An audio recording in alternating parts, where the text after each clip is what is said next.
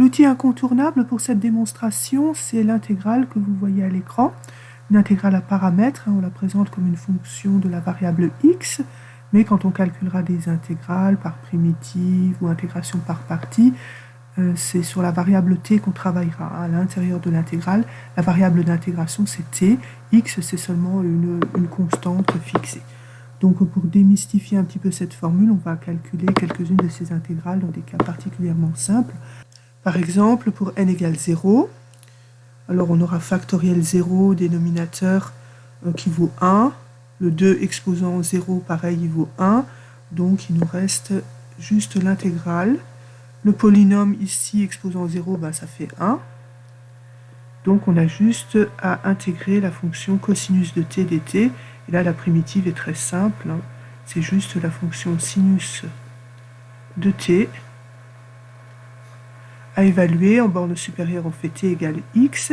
Et en borne inférieure, on fait t égale 0. Donc il nous reste quoi? Ben, il nous reste juste sinus x. On peut aussi calculer assez facilement cette intégrale pour n égale 1. Au dénominateur, le factoriel 1, bon, bah, ça fait 1. Et donc 2 exposant 1, donc ça nous fait un 1/2 en facteur devant l'intégrale. Alors dans l'intégrale, on se retrouve avec la fonction x carré moins t carré, facteur de cosinus de t dt.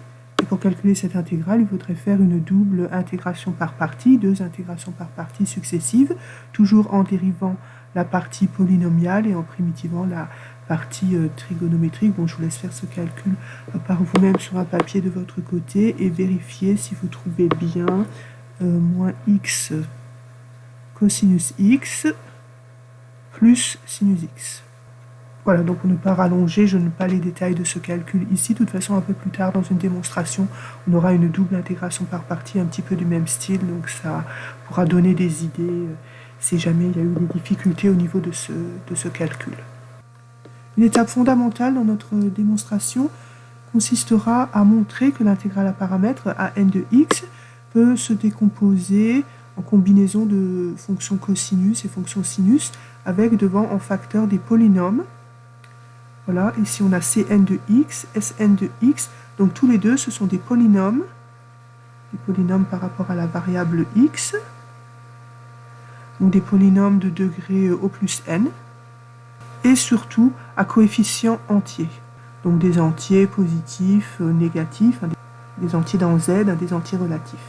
Donc par exemple pour n égale 0, on arrive à identifier facilement C0 de x, bon ben il n'y a pas de cosinus, donc ça veut dire qu'on a affaire ici au polynôme nul, et S0 de x, devant sinus, c'est la fonction constante identiquement égale à 1. Pour l'intégrale A1 de x, devant le cosinus en facteur, le polynôme C1 de x égale à moins x, et devant le sinus, bon, on a encore la fonction constante égale à 1. Tout à l'heure, on va démontrer rigoureusement l'encadré en rouge. Pour l'instant, on va seulement l'admettre et voir tout de suite comment on peut l'utiliser pour établir l'irrationalité du nombre pi ou pi sur 2, ce qui revient tout de même. Alors le choix de pi sur 2, il s'explique par le fait que justement grâce à la décomposition dans le cadre en rouge, quand on se place en x égale pi sur 2, on va avoir une écriture très simplifiée. Le premier terme, grâce à cosinus de pi sur 2, qui est nul, tout le premier terme il disparaît. Dans le deuxième terme, on a sinus de pi sur 2 égale à 1. Donc il nous reste juste le polynôme Sn évalué en pi sur 2. Sachant que ce polynôme Sn, il est à coefficient entier, c'est-à-dire que je peux l'écrire sous la forme suivante, une somme pour k allant de 0 à n, donc des termes en xk, et puis des coefficients que je vais noter avec la lettre V, avec un double indice, V indice nk, où tous les nombres V indice nk sont des entiers. Pour montrer que le nombre pi sur 2 est irrationnel, on va faire une démonstration par l'absurde. On va supposer justement que pi sur 2 serait au contraire un nombre rationnel. Supposons que pi sur 2 puisse s'écrire sous la forme A sur B, avec A et B des entiers. Alors AN de pi sur 2 va s'écrire sous la forme suivante. Les V, c'est des entiers, A exposant K, c'est un entier, et au dénominateur, B exposant K, un entier. Donc le plus grand de tous ces dénominateurs, c'est avec l'exposant K égale N. Donc si je multiplie par B exposant N, je vais avoir alors toujours les coefficients VNK entiers, les A exposant K, et des B exposant N-K qui eux aussi sont entiers. Voilà, donc un produit d'entiers. Donc ce nombre-là serait entier si on base notre raisonnement sur l'hypothèse que pi sur 2 serait rationnel. Et donc maintenant, il reste à voir pourquoi ce nombre-là ne peut pas être entier, donc ce qui détruira l'hypothèse sur laquelle on avait basé notre raisonnement, et ça nous convaincra bien définitivement que pi sur 2 ne peut pas être rationnel. Si on revient à la formule qui définissait l'intégrale à paramètres, on obtient pour AN de pi sur 2 l'écriture suivante. Intégrale, bon, a priori de 0 à x au départ, maintenant c'est une intégrale de 0 à pi sur 2. Dans le polynôme, on avait x carré, ça devient pi sur 2 au carré moins t carré, le tout à la puissance n, fois cosinus de t dt. Alors, il y avait en facteur une factorielle, un 2 puissance n, on ne va pas s'embêter avec eux.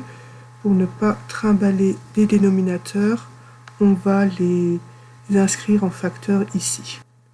Dans cette intégrale, on a t qui varie entre 0 et pi sur 2. Donc t carré varie entre 0 et pi sur 2 au carré. Donc dans la partie polynomiale ici, le pi sur 2 au carré moins t carré, il va être positif et majoré par pi sur 2 au carré. On constate qu'on intègre une fonction strictement positive sur tout l'intervalle de 0 à pi sur 2. Il y a juste au point pi sur 2 où elle pourrait éventuellement s'annuler. Donc cette intégrale va être un nombre strictement positif. C'est la propriété de positivité de l'intégrale. Quand on intègre une fonction positive, le nombre intégral est positif, éventuellement nul. Et justement, s'il est nul, ça implique que la fonction soit identiquement nulle partout sur l'intervalle d'intégration, sous l'hypothèse bien sûr que cette fonction soit positive et continue sur l'intervalle concerné, ce qui est bien le cas ici. Donc on ne peut pas avoir ici l'intégrale nulle, puisque la fonction n'est pas nulle partout. Donc c'est important d'insister là-dessus, on aura besoin tout à l'heure d'avoir ici quelque chose de strictement positif. Donc la conclusion de tout ça, c'est que AN de pi sur 2 est strictement positif. Maintenant, il nous faut aussi une majoration pour ce nombre-là. Alors, comme la fonction puissance n est croissante sur l'intervalle de 0 à pi sur 2 au carré, on va pouvoir majorer toute cette partie polynomiale par pi sur 2 au carré à la puissance n, c'est-à-dire pi sur 2 exposant 2n. Donc l'intégrale va se retrouver majorée par pi sur 2 exposant 2n fois l'intégrale de 0 à pi sur 2 de cosinus t dt, mais on l'a déjà calculé celui-là précédemment, donc ça nous fait sinus évalué en pi sur 2, c'est-à-dire 1. Donc finalement, on a le AN de pi sur 2 majoré par pi sur 2 exposant 2n. On avait un factoriel n et un 2 puissance n, là pour ne pas s'encombrer au dénominateur, on les avait passés à gauche. Donc là, je vais les redescendre à droite au dénominateur. Et perdons pas de vue, on avait travaillé plutôt avec AN de pi sur 2 multiplié par BN. Voilà, donc tout ceci est strictement positif. Et le majorant, on peut simplifier son expression, écrire U indice n, avec un U indice n de la forme alpha exposant n sur factoriel n. avec alpha, une constante qui rassemble tous les termes avec des exposants n. Donc on va avoir pi carré au numérateur, on va avoir le b, et au dénominateur on a un 2 ici, 2 au carré à ce niveau-là, donc ça va nous faire du 8. On rappelle que pour tout alpha complexe, un terme de la forme alpha puissance n sur factoriel n est toujours de limite nulle quand n tend vers plus l'infini. On rappellera dans un instant pourquoi. Donc on en déduit que le terme un sera majoré par 1 pour n assez grand. Mettons n à partir d'un certain rang grand M. Donc si on récapitule, le fameux nombre étudié tout à l'heure et on avait montré qu'il était censé être entier, soi-disant, du moins c'est l'affirmation qu'on obtenait en supposant pi sur 2 rationnel. Donc ce nombre-là est strictement positif, donc entier paraît-il, et majoré par 1, bon c'est peut-être pas vrai pour tout n, mais en tout cas c'est vrai à partir du rang grand M au moins. Voilà, et là on tient notre contradiction, hein, parce qu'un entier, il ne peut pas être compris strictement entre 0 et 1. Il n'y a aucun entier dans l'intervalle 0,1 ouvert. Voilà, donc là on tient notre contradiction, enfin. Donc l'hypothèse de départ, selon laquelle pi sur 2 aurait été rationnelle, cette hypothèse s'effondre complètement. Et maintenant on est vraiment certain que le nombre pi est bien irrationnel. On ouvre une parenthèse pour s'assurer que cette limite est bien nulle. On va faire la preuve dans le cas où la constante alpha est positive. Si jamais alpha est négatif ou bien complexe, ce n'est pas un problème. Il suffit de considérer la suite de termes général valeur absolue de un ou module de un et on est ramené au cas qu'on va étudier. C'est comme si on remplaçait alpha par module de alpha. On retrouve les mêmes idées. Si on regarde le quotient de deux termes consécutifs, un plus 1 sur un, donc on a du alpha exposant n plus 1 divisé par factoriel de n plus 1, et au dénominateur alpha exposant n factoriel n. Il y a des simplifications au niveau des alphas et au niveau des factoriels. On se retrouve ici avec quelque chose qui tend vers 0 quand n tend vers plus l'infini. Donc, par exemple, on va pouvoir le rendre plus petit, mettons que 1,5, pour n assez grand. Mettons n à partir d'un certain rang grand N. Donc, comme un est positif, on peut multiplier par un cette inégalité. Donc, on se retrouve avec un plus 1 majoré par 1,5 de un. Bon, c'est peut-être pas vrai pour tous les entiers n, mais c'est vrai à partir du rang grand N. Donc, par exemple, si on écrit cette inégalité avec petit n égale à grand N, on se retrouve avec u indice grand N plus 1 majoré par 1,5 de u indice grand N. La même inégalité encadrée, si on la recopie avec petit n égale grand N plus 1, on se retrouve avec u indice grand N plus 2 majoré par 1,5 de u indice grand N plus 1. Et en multipliant par 1,5 la ligne précédente, on obtient une majoration par 1,5 de u indice n, c'est-à-dire 1,5 exposant 2 multiplié par u indice n. Et ainsi de suite, par récurrence, on pourrait obtenir u indice n plus k majoré par 1,5 exposant k, u indice grand N, pour tous les entiers k. Ici, on a u indice n qui est une constante, un grand N il est fixé. 1,5 exposant k, c'est le terme général d'une suite géométrique de raison 1,5, raison plus petite que 1, donc ici on a une limite nulle. Sachant que le terme de notre suite est positif, donc majoré par quelque chose qui tend vers 0, il n'a pas le choix, lui aussi il aura une limite nulle. Maintenant, il faut qu'on démontre cette expression annoncée dans le cadre en rouge. Alors tout d'abord, on va devoir établir une relation de récurrence entre trois intégrales consécutives, a indice n plus 2, a indice n plus 1 et a indice n. Alors on va démarrer avec l'intégrale a indice n plus 2 de x. C'est donc l'intégrale de 0 à x de x carré moins t carré exposant n plus 2 multiplié par cosinus de t dt. Alors devant l'intégrale, il y avait des termes en 2 exposant n plus 2 et puis un factoriel de n plus 2. Donc pour ne pas les trimballer en dénominateur devant l'intégrale, je les remonte là à gauche. On les stocke temporairement de ce côté-là pour pas qu'ils nous embêtent.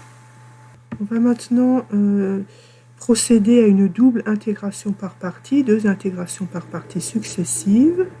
On dérivera la partie polynomiale ici et on primitivera la fonction trigonométrique là. Donc avec ce choix de fonctions u et v, on va avoir u' de t, la dérivée. Donc je vais avoir n plus 2, facteur de x carré moins t carré exposant n plus 1, et la dérivée de la fonction à l'intérieur de la puissance, on aura encore un terme en moins de t. Et v de t, la primitive de cosinus, eh bien c'est sinus de t. La formule d'intégration par partie nous demande d'évaluer le produit u de t, v de t en t égale x et en t égale 0. Et ensuite, il faut soustraire l'intégrale de 0 à x de u' de t, v de t, dt. Voilà la formule d'intégration par partie. Alors, en t égale x, ici en borne supérieure, on se rend compte que u de x, eh bien, ça fait x carré moins x carré, c'est-à-dire 0, exposant n plus 2, ça fait 0. Donc la borne supérieure ici, elle est nulle. Et puis en borne inférieure, pour t égale 0, on a v de t, sinus, qui est nul. Donc ici, dans ce crochet, l'évaluation en borne supérieure est nulle, l'évaluation en borne inférieure aussi. Donc le crochet, il est très simple, il vaut juste 0. Ensuite, dans l'intégrale, quand je recopie u' de t, bon, il y a des constantes là, qui peuvent sortir en facteur devant l'intégrale. Le n plus 2, on va le sortir de l'intégrale. Sinon, qu'est-ce qui nous reste? X carré moins t carré exposant n plus 1. Il y a un moins 2t ici. Bon, bah, le 2 peut sortir aussi en facteur. Le signe moins, ça nous donne un signe plus. Donc là, il y a un t en facteur devant la parenthèse exposant n plus 1. Et puis v de t, sinus de t. On va procéder maintenant à une deuxième intégration par partie. On choisit toujours de dériver la partie polynomiale et de primitiver la fonction trigonométrique. Alors, u' de t. U de t, c'est un produit de deux fonctions. D'abord, la dérivée du premier facteur, la dérivée de t, bon, ben, c'est 1. Alors là, j'ai juste à recopier x carré moins t carré exposant n plus 1. Ensuite, donc je garde intacte la première fonction et je dérive la deuxième fonction. Donc je vais avoir n plus 1, x carré moins t carré exposant n, multiplié par la dérivée de la fonction à l'intérieur de la puissance. Et puis pour la fonction v de t, j'ai la primitive de sinus, c'est-à-dire moins cosinus de t. On obtient, en écrivant notre formule d'intégration par partie dans l'accolade, donc tout d'abord il faudra évaluer le produit u de t, v de t, en t égale x, et en t égale à 0. Et ensuite soustraire l'intégrale de 0 à x de u' de t, v de t. Alors en t égale x, au niveau de u de t, on obtient x carré moins x carré, c'est-à-dire 0, à l'intérieur de la puissance n plus 1, donc ça va faire 0. Et en t égale 0, cette même fonction u de t, elle s'annule à cause du facteur t au début de l'expression. Donc on a ici le u de t qui est nul dans les deux cas, aussi bien en borne inférieure qu'en borne supérieure. Donc de nouveau, tout le crochet disparaît. Et maintenant, si on injecte l'expression de u' dans l'intégrale, vu que c'est une somme de deux termes, je vais écrire deux intégrales. Donc je vais avoir d'abord l'intégrale de 0 à x de x carré moins t carré exposant n plus 1 multiplié par v de t dt. Si je reporte le deuxième terme, j'ai un n plus 1 qui peut venir en facteur devant l'intégrale. Donc je me retrouve avec x carré moins t carré exposant n. Ici, moins 2t avec le t qui traînait au début, ça nous fait un moins 2t carré. Voilà, donc je vais avoir un moins t carré à ce niveau-là. Je sors le 2 en facteur ici, et puis encore, il faudra injecter v de t. Alors une remarque qu'on peut faire à ce niveau, c'est que le terme en moins t carré, c'est du x carré moins t carré moins x carré. Donc ce x carré moins t carré multiplié par x carré moins t carré exposant n, ça va nous faire un x carré moins t carré exposant n plus 1 comme dans la première intégrale.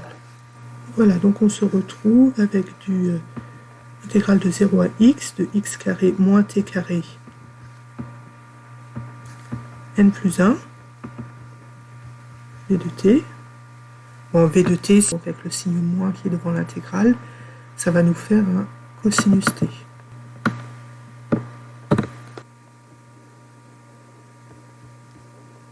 Cette intégrale, elle apparaît combien de fois? Elle apparaît ici une fois. Et puis, elle apparaît plus de n plus une fois dans le second terme. Et sinon, qu'est-ce qui nous reste ici? Donc une intégrale de 0 à x, avec du x carré moins t carré exposant n, multiplié par moins x carré. Bon, je peux le sortir en facteur, là, devant l'intégrale. Bon, il y avait encore un 2 n plus 1 en facteur devant cette intégrale. Et puis, donc, v de t moins cosinus. Donc, le signe moins qui est là, ça nous fait cosinus de t dt.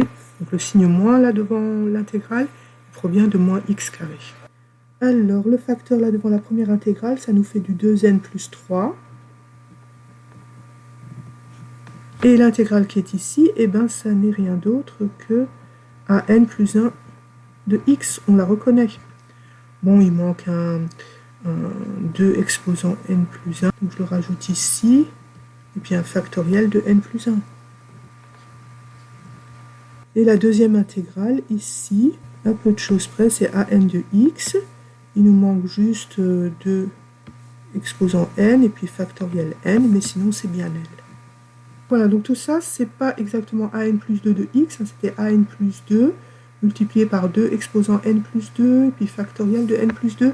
Donc si vraiment on veut obtenir a indice n plus 2 de x, il faut encore ici diviser par 2 exposant n plus 2 et factoriel de n plus 2.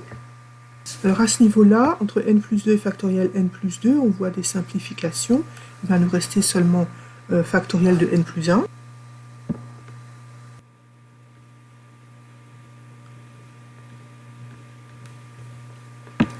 Qui se simplifie avec le factoriel de n plus 1 qui est là. Et puis ici, on a aussi un factoriel de n plus 1. Le 2 et 2 exposant n plus 2, là aussi, il y a des simplifications. Il nous reste seulement un 2 exposant n plus 1 au dénominateur.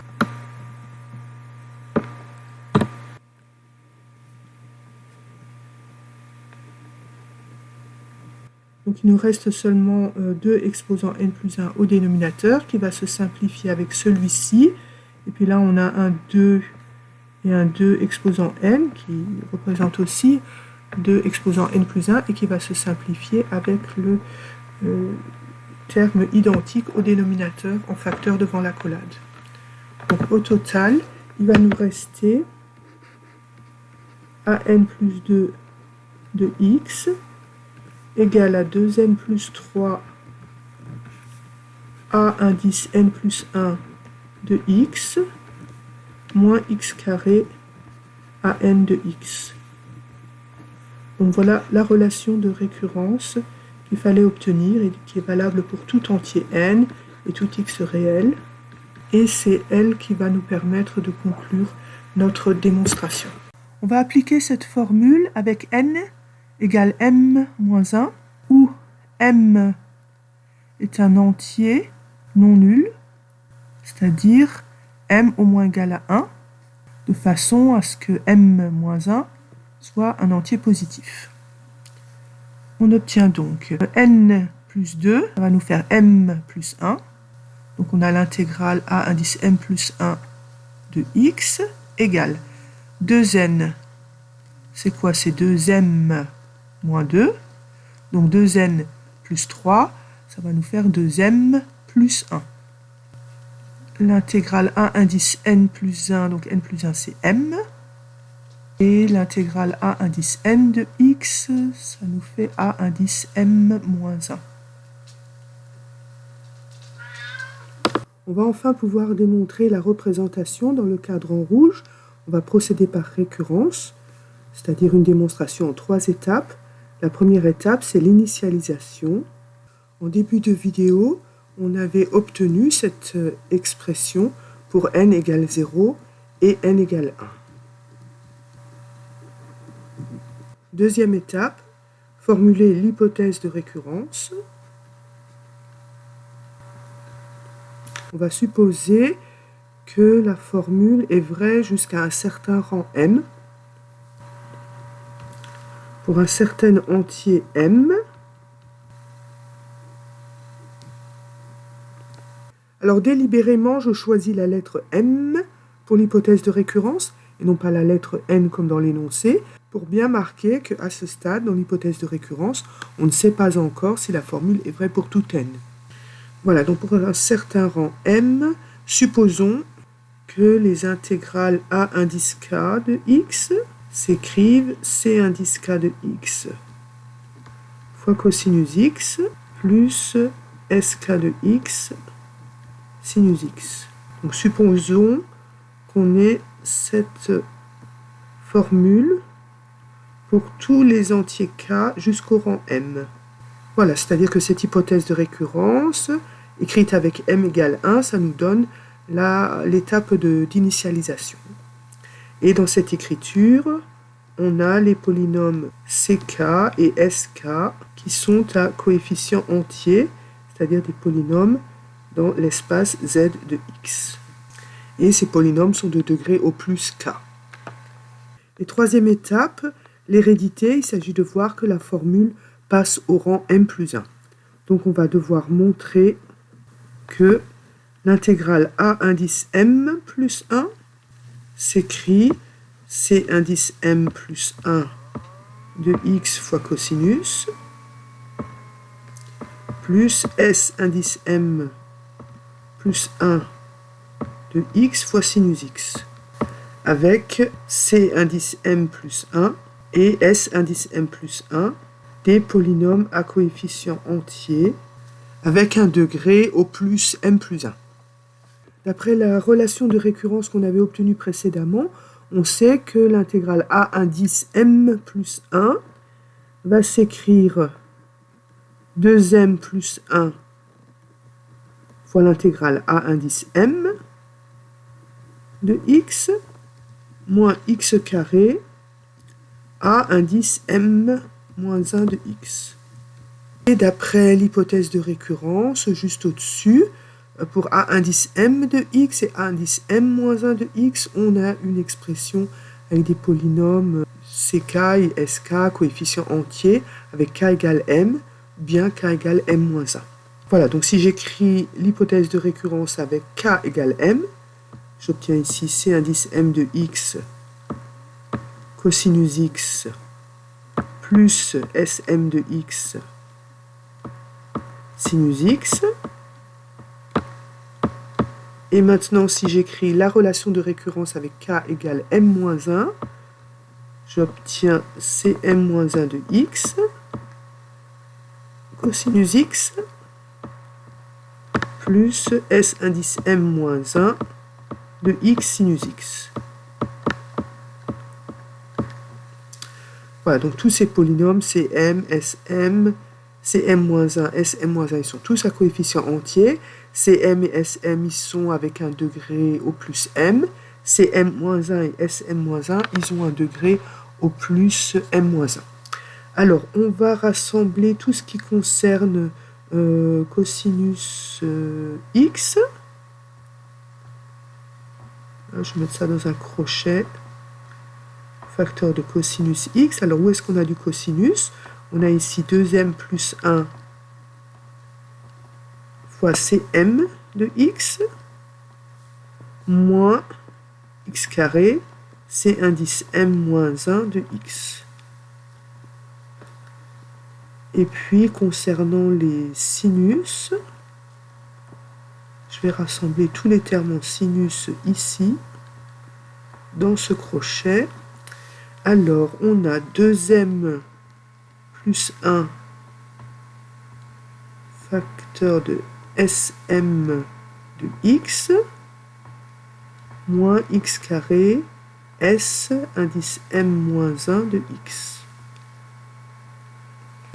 Donc le premier crochet, ça va être un polynôme que je vais noter c indice m plus 1 de x. Donc c'est bien un polynôme à coefficient entier. Hein. C indice m, il a coefficient entier. Si je multiplie par l'entier 2m plus 1, il n'y a rien de changé. C indice m moins 1, il a coefficient entier. Si je multiplie par x carré, ça reste un polynôme à coefficient entier. Il y a juste les exposants qui sont un petit peu décalés. Voilà, donc ici, C indice m plus 1, c'est bien un coefficient entier. Et le même raisonnement nous assurerait que le deuxième crochet, que je vais noter sous la forme S indice m plus 1 de x, c'est aussi un polynôme à coefficient entier. Alors, au niveau du degré, le polynôme C indice m moins 1, il a son degré au plus m moins 1. Donc, si je le multiplie par x carré, ça fait du degré au plus m plus 1. Le Cm multiplié par une constante, son degré, c'est au plus m. Donc, là aussi, c'est majoré par m plus 1. Donc, en faisant la soustraction de ces deux polynômes, là, dans le premier crochet, on récupère bien un polynôme de degré au plus m plus 1. Même argument pour le polynôme S indice m plus 1.